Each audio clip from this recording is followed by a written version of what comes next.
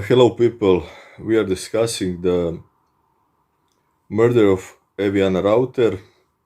Um, this is going to be a rather long video where I'm going to go through some facts and details that you may not be familiar with regarding the case. Uh,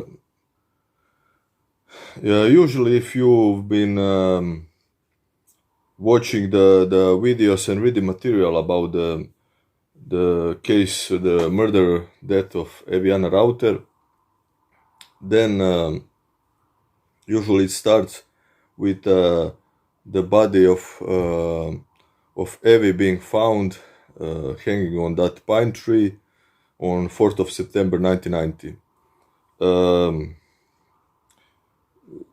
But let's start the investigation and analyzing the case with the actual explanation of geography and history of Port Bow. So Port Bow is a small town. This town is a small Spanish town that's located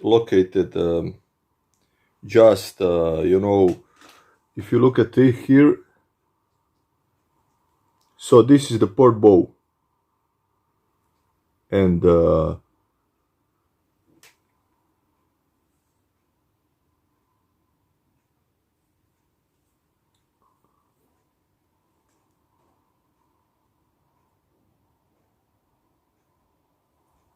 so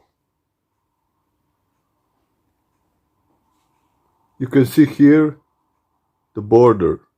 This is the French border. Okay, so Port Bow, it's located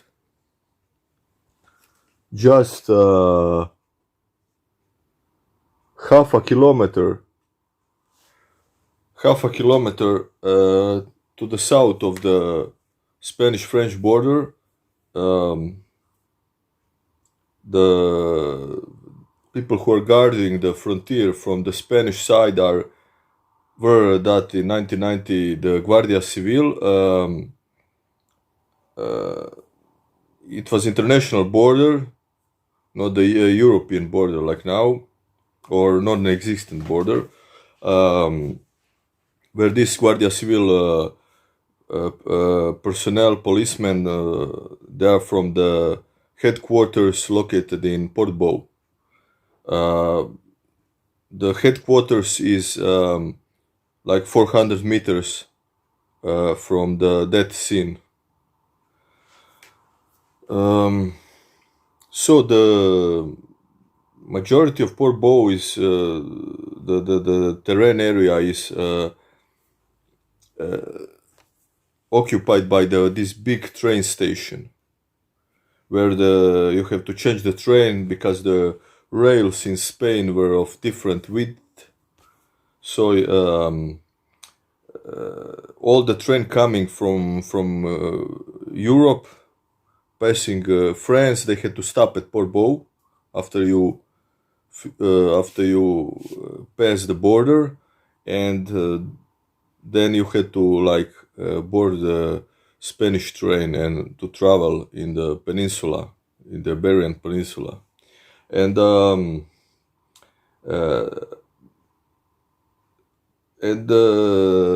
the near the beach where it's Port Bow is, there are big hills surrounding, and then down in the plain by the seaside is where the nucleus of the town is being built, the buildings, the houses and things. And then the place where the murder took place is on one hill, it's where is the cemetery, up on the hill is the old cemetery that was on that hill.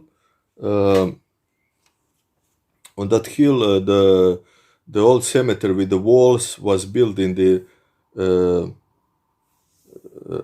890, so about 130 years ago. And there is a small chapel of the Holy Christ, La Capilla de Sante Cristo, which is 18 meters from the pine tree. It's on top of the hill, and then down on the hill is the pine tree where Evie was hanged. Anyway, so up is the hill, and on that hill is where the people were being buried. You know, before in the old times, before this cemetery was like built with the walls and things, it's actually the people were being buried. You know, the town people on that hill, and on that hill there were no houses and nothing. You know, it's just this steep hill. On the right side of the town, if you are facing the Mediterranean Sea, and hill with some pine trees, you know, rocky terrain, cactuses, and so I watched I observed the old postcards from Port Bow that are like they are with a panoramic view of Port Bow from start of 20th century and throughout decades. So I was analyzing, you know, the terrain, what was there when this pine tree grew, and this big building being built aside. So somewhere in the late 60s, about 1970, this big building was built. That is, you know, just the end of that building is on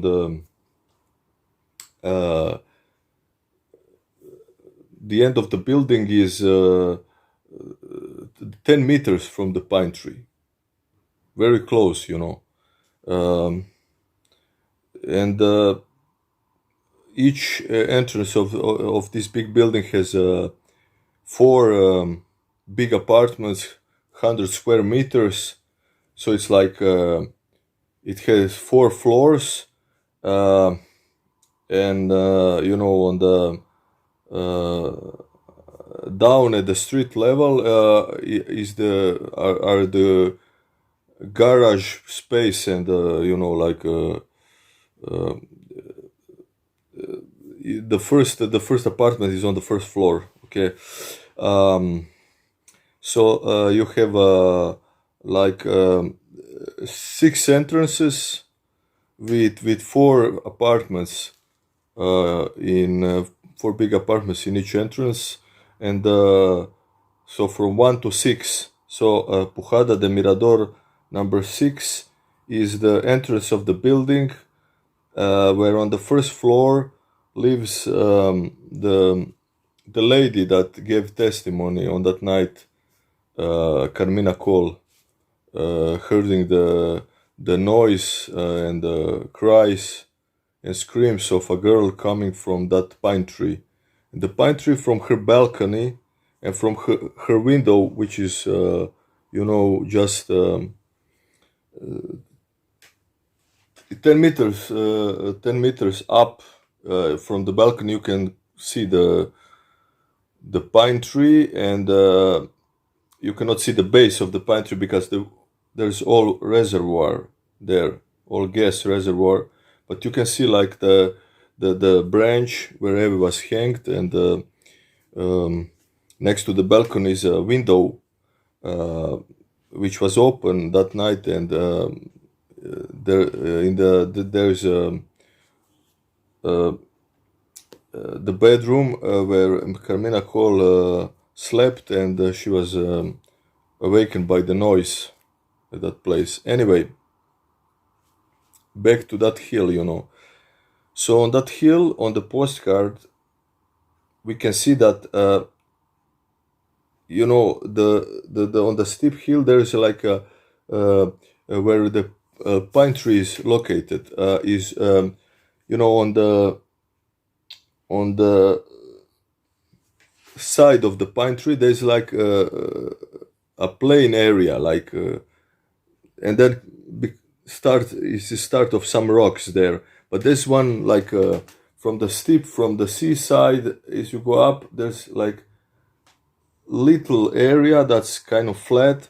That flat area in the old postcard you can see the some old grave there where the pine trees with the cross, and it was like a monument made of rocks with a small white what appears to be a small white wall surrounding, and probably like to somebody rich or influential like have built that the family have erected that the grave to part it from other places there, so it's the from other graves around. So the pine trees in the it's on top of the graves, and that's some kind. This is the element that I find important to the motive of the murder, because that pine tree is central to that murder.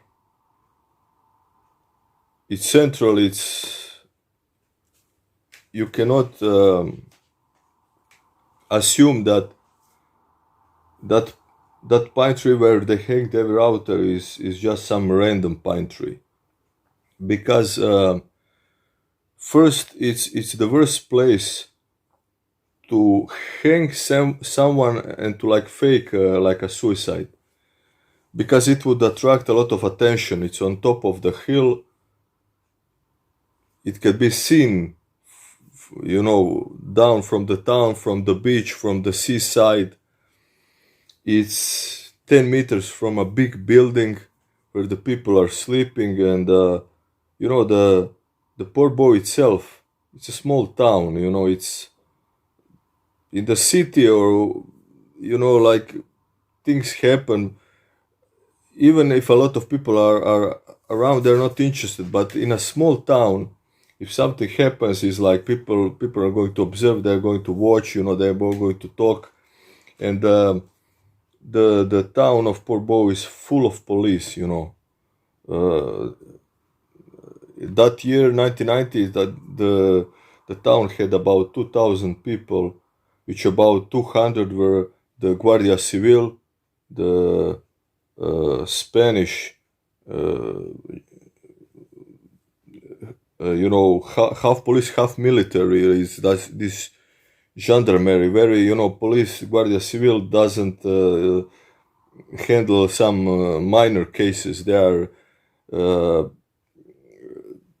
in charge of the security of the state, big crimes and things. So there were 200 of them.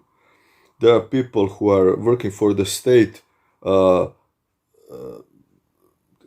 with regarding the railway station, and also working on the frontier, and there are other type of police there, like secret police, local police and things. So it's all that in a small town. Anybody planning to kidnap someone and to assassinate, they would they could do it anywhere around, because around Portbou it's like hills and woods. They could throw the body into the sea. There are many options, but they decided to hang her there in a like exposition, like she's her body was symmetrical. very publicly, and sure that they were aware how risky was to hang her on that pine tree, because if it weren't, they would have left, you know. After the murder, they could pack their things and, you know, head out of the port bow. But the thing is that, as I showed you, the border is only half a kilometer from the town, and they had to cross the border with a van. They were seen, of course, by the Guardia Civil working on the frontier, and then they had to take these very curvy roads to get down to the town. They said they came about 3 a.m., which I assume they told the truth, because if they would lie, you know, like any investigator, potential investigator, later could simply contact the people on the frontier and said when at what time did this when it was Volkswagen bus van that usually was used by the campers and hippie groups traveling all around Europe in that era. So the van coming 3 in the morning, when there's not much traffic, the Austrian camping group, there's 5 young men, 5 boys, and one girl. They are between ages of 18 and 24, so being born between 1966 and 1972. They couldn't pass unnoticed, and they had to like drive through the town, get to that spot. And now, if you look at what's being published the day after the body is being discovered, so on the 5th of September 1990, the day after the body was discovered, the local newspaper man that lived in Port Bow, Carles Cereijo, he wrote in the El Punt, the Spanish, this local newspapers, that the neighbors heard the noise in the street of some discussion and thing, and the other newspaperman, the other journalist from the town, Ramon Iglesias, who was also at the place when she was discovered, he wrote for Diario de Girona, the Girona Diario, the day after the murder, that the neighbors in the area, so from that building that was nearby, they were woken between 4 or 5 in the morning, and but they heard the noise from the campers, but they weren't alarmed because they were used to the campers making noise and staying in that area. Now, the campers, they're referring to the same group of campers, because these campers, when they came 3 in the morning, in the middle of the night, they knew where to go. They parked the van in front of the cemetery, and then on a small terrace that's on the side of the hill, you know, there's a big plateau in front of the cemetery, and then there's like there is a mirador.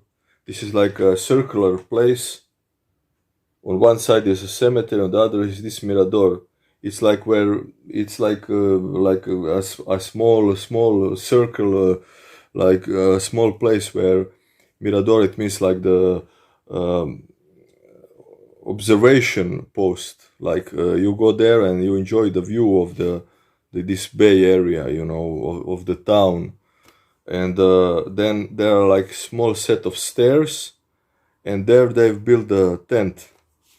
And some of the groups, some of the campers slept in the van, and some of them slept in that tent that was that was on this small terrace under the mirador. So on the hill under the set of stairs that you take down.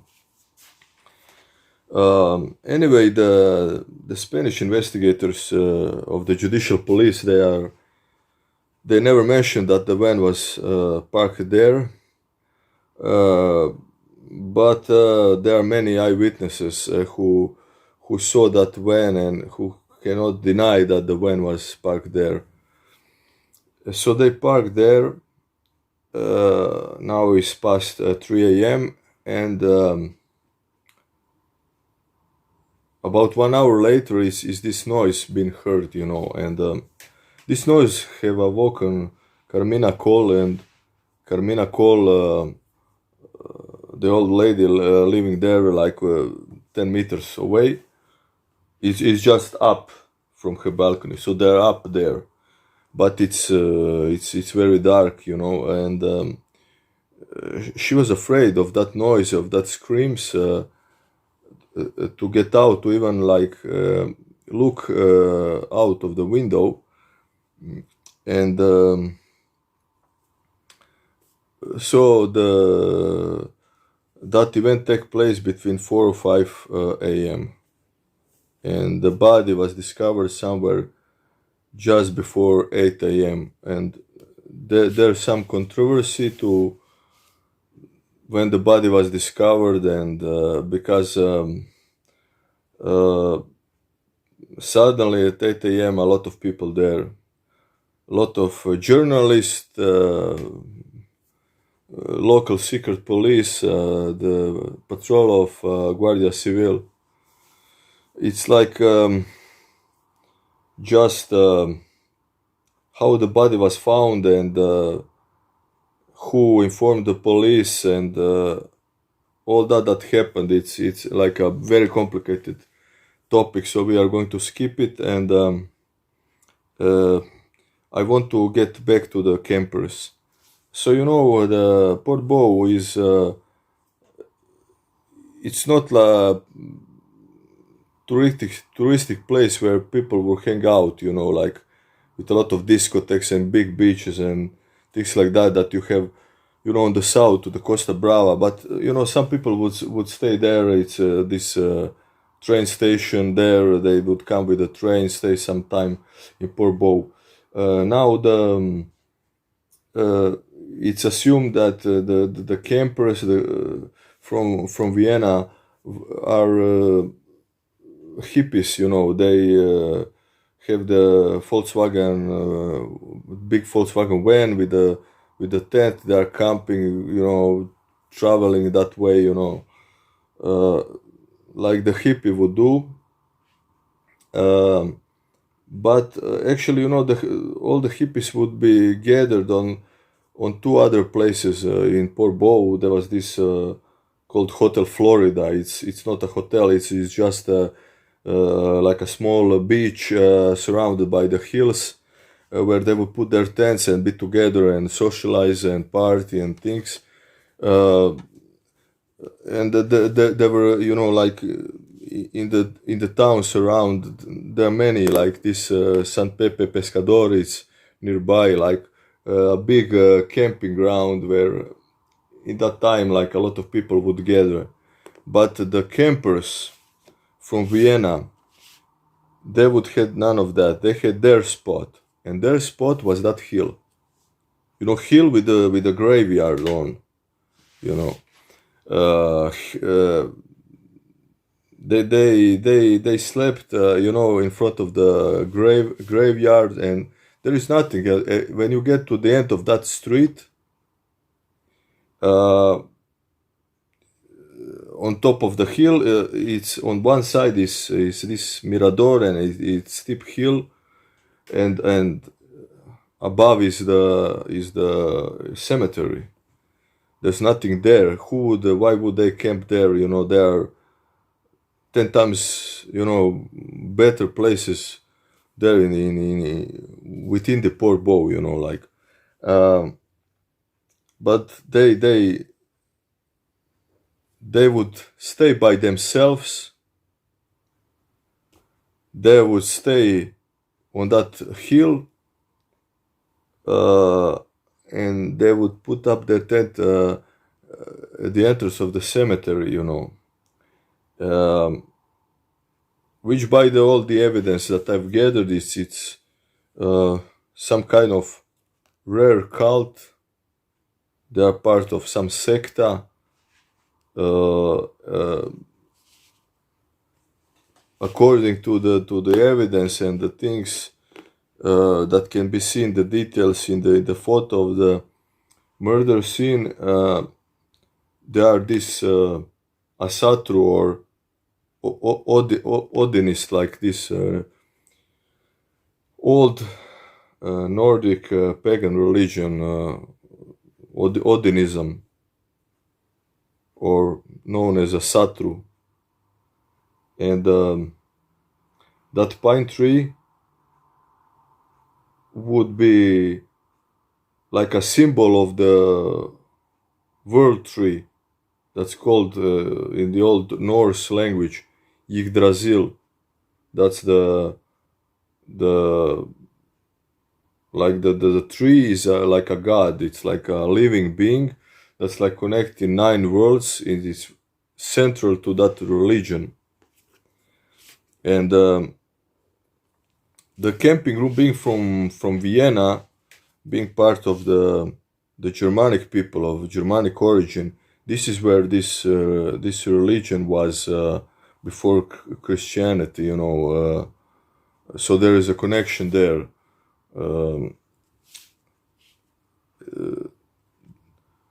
So the pine tree is a dominant one in the area. It's on top of the hill, and it's the biggest pine tree there.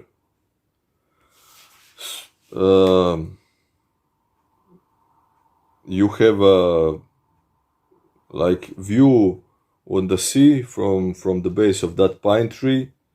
You have the big building on one side that's like living people there. You have the cemetery on the other side, which would be the world of the dead people, and in the back you have the small chapel, like some religious object. Maybe they encountered the rest of this big grave just very near the pine tree, or some old gray shallow graves there in the area, if they frequented that place. I mean, that's just what could motivate these people. By all accounts, they are very, very strange group of young men who came after the touristic season was over. So start of the September, on the 4th of September, when they arrived, carrying, having the kidnapped Eviana Rauter, probably sedated and drugged inside of the van, and have pre-planned long time ago this like a ritual murder. So they drove her from Toscana, from area of Florence, I believe it was Siena, where they kidnapped her, and then travel very rapidly to pass the 1,000 kilometers and to arrive at Port Bow in the middle of the night, they have to come and perform the ritual at that time, Uh, they couldn't do it earlier when it was summer. It's just when the summer ended and the tourists are away, they came on the 4th September. It was also the night 4th and 5th of September was the night, so 4th to the 3rd on the to the 4th of September, and on the 4th to the 5th of September. These 2 nights it was the full moon night in the Barcelona area, which could be connected, with the ritual murder that I performed. Um, so it's also rather interesting, Toscana, the region of Italy where is Florence and Siena nearby. The Regarding these campers, there were between 18 and 24, so it means like they probably like the first of the group that started to travel. They had to be like 18, got the driving license, and then to go to travel abroad, these were not the people like in their 30s who had like a decade of traveling with the van around Europe. So they don't know much of different regions of Europe, but they had to, when they planned this ritual murder, the basics of their plan is like we get out of the Vienna with the van, and then we drive somewhere on some third location where we are going to snatch the victim, which we are going to then sacrifice to that pine tree, to that sacred pine tree, and then we go to the Port Bow. So between the Vienna and the Port Bow, they have to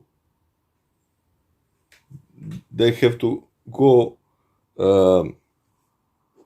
as much as possible away from that trajectory, so that they cannot be connected with the disappearance and kidnapping of that person in that area. And the place they picked is Toscana region, because then from Vienna they go down south into the Italy. They kidnap the girl, and then they accelerate over Port Bow. That's why, like the Peter from the camping group, when he was contacted, didn't want to talk about their trajectory, anything about that,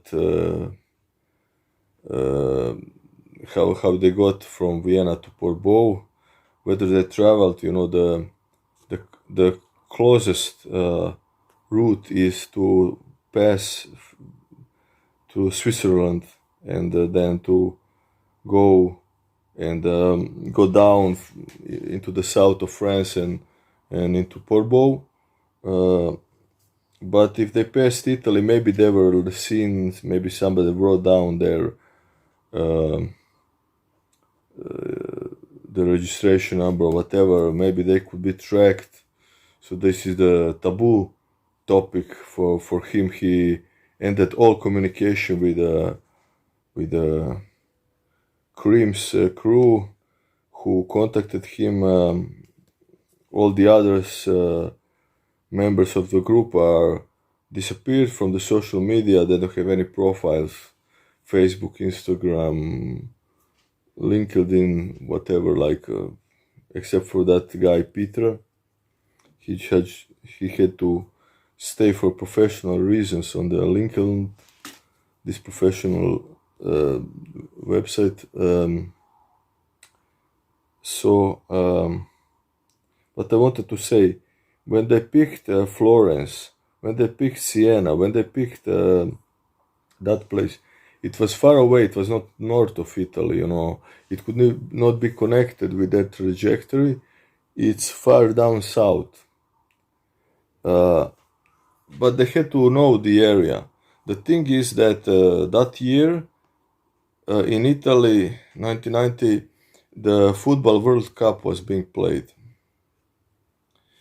And the Austria qualified, for a small country. I'm from Croatia, if you qualify for the World Cup, it's a quite a success now. So in the 1990, football was a big thing, and so it's in the neighboring country. In Italy, our team is being played. You saw the Austria played 2 games in Florence. 2 games in Florence. So the Evi probably was kidnapped in Siena, which is 1 hour away from Florence, or in Florence. So where at least some of the camping group were that summer there in Florence with the Austrian fans. In Siena, there is 1.5 kilometers from the railway station and 2 kilometers from that center of Siena, which is this big plaza, this big square with a cathedral. 2 kilometers away was a big camping site. So if the campers that summer, according to Peter, he doesn't remember the route from Vienna to Portbou, because that summer he was several times in Portbou. And of course he was, because they were planning and preparing everything for that Richard murder. But anyway, so they also traveled, to the Florence to watch some World Cup games, or to associate with a bunch of football fans who were being located there. They probably stay at that big camping site in Siena, and they drove through the Florence and Siena and around. And they say this is a good spot, just camping site in the center of Siena is very near, and so they plan to, Siena. Rauter was kidnapped on Monday, 3rd of September. September, most of tourists are gone from Italy. Siena is very small, but there are some tourists around, and it's a Monday. It's about noon. And the campers are looking for a they're looking for a lone girl, that's kind of naive and inexperienced, so it would be an easy victim. Maybe they have some wishes how she looked and things, and maybe because it's they want to sacrifice because the girl to that pine tree, and the religion is Nordic, is Germanic religion. Maybe they want to pick the Germanic person, not the Italian girl. But maybe they don't want to kidnap the Italian girl because they would get the police would be quickly alarmed. So they probably looked for some tourist girl that was not from there, sightseeing, and Devi being alone there. a tall, fit girl with a lot of hair, and had this angelic face, appearance, very, childlike, angelic. In the photos you can see the ass, the appearance that she have maybe appealed to what they were looking for, and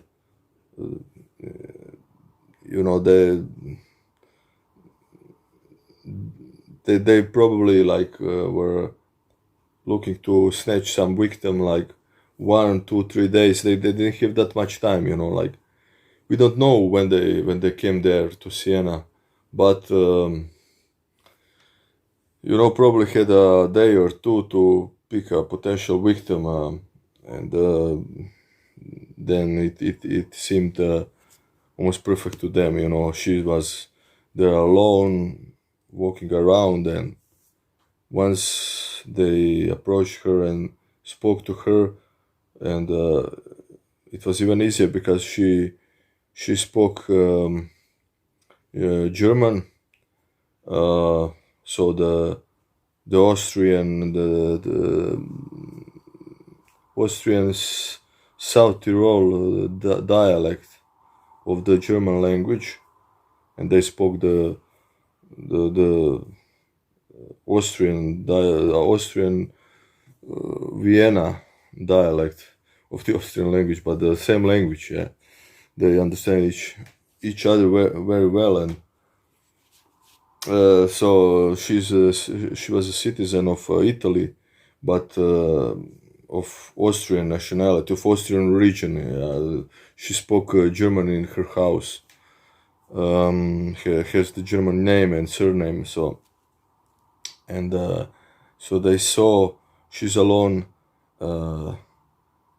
She's not even from, she's a citizen of other country. She's from South Tyrol, which is in Italy, and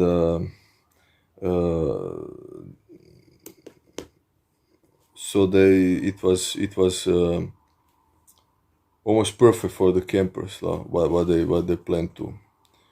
Unfortunately,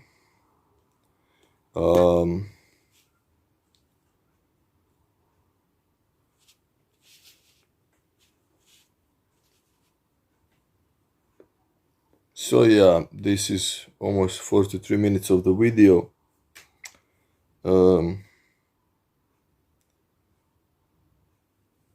Yeah, let's go through the timeline. So Evie was in the apartment of her sister 9 a.m. in the pajamas, and at that time she didn't know what she was going to do. She didn't, when the sister left at about 9 a.m. Evie didn't just jump up and wrote the message, "I'm going to Siena," and then dress up and went to Siena. So she probably was just sitting at home, being a little bit bored, and then decided that maybe she would like to visit Siena again, because she was last year in Siena.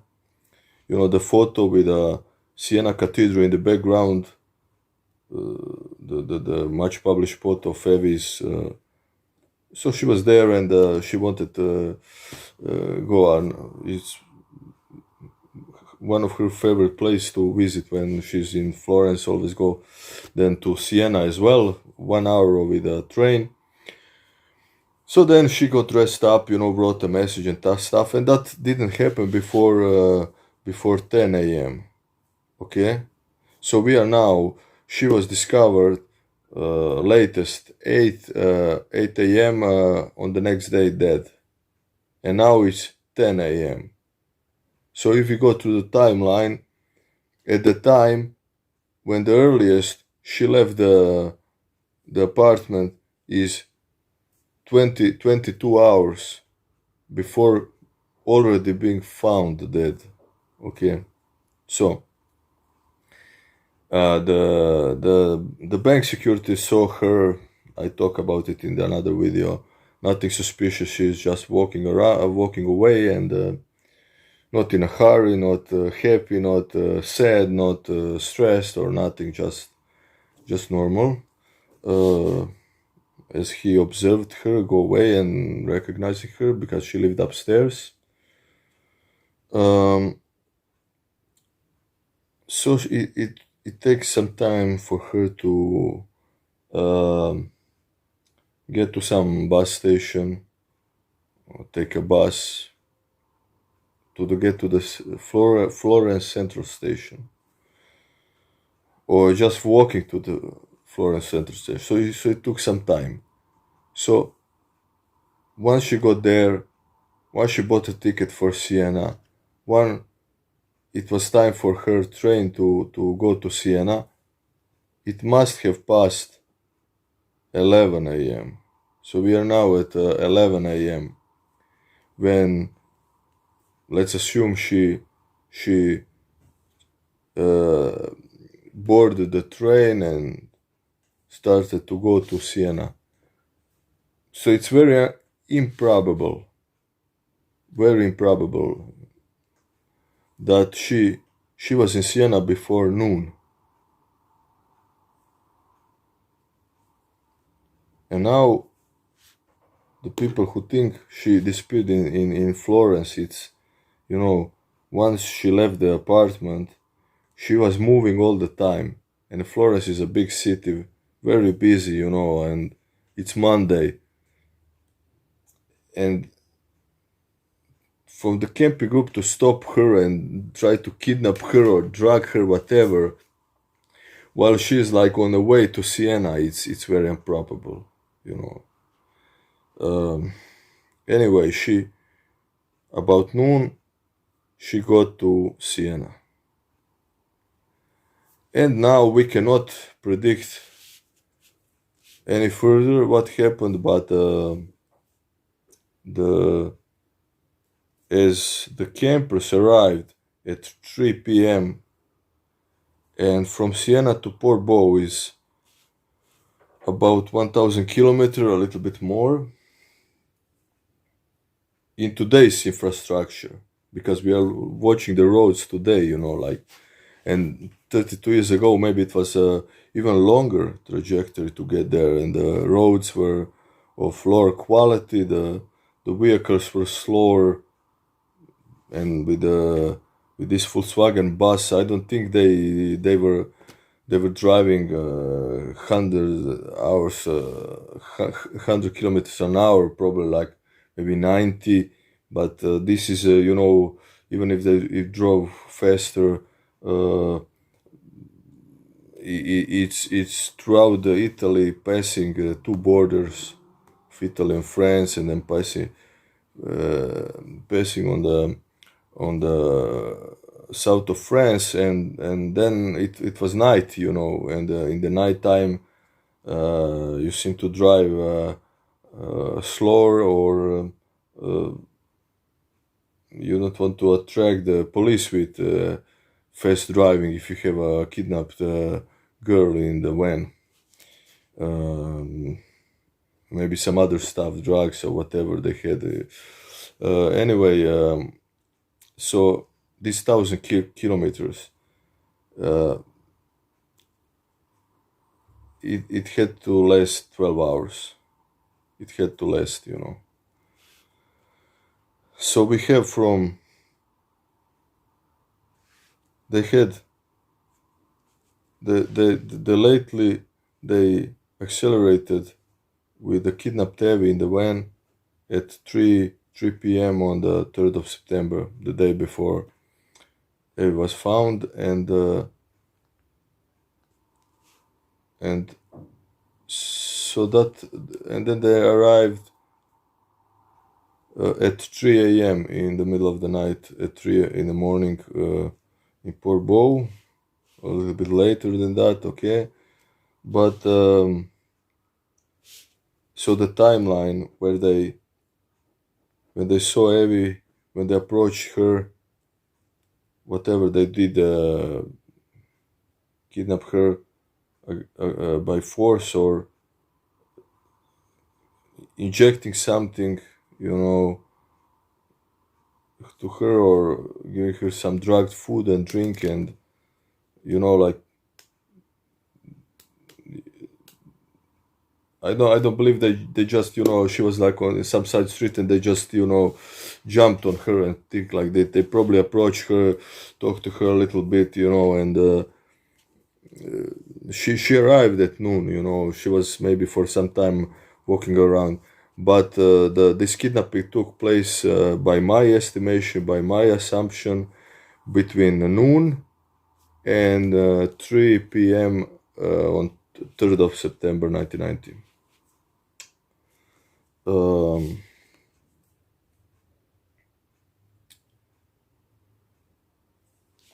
So that's it.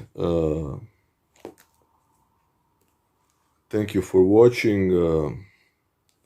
Please share this video or any other material regarding the case of murder of Anna Rauter, and we hope that the justice is going to be served one day, because it's a really horrific crime. You know, they took a life of a young girl who have spent the last day of her life in total terror. You know.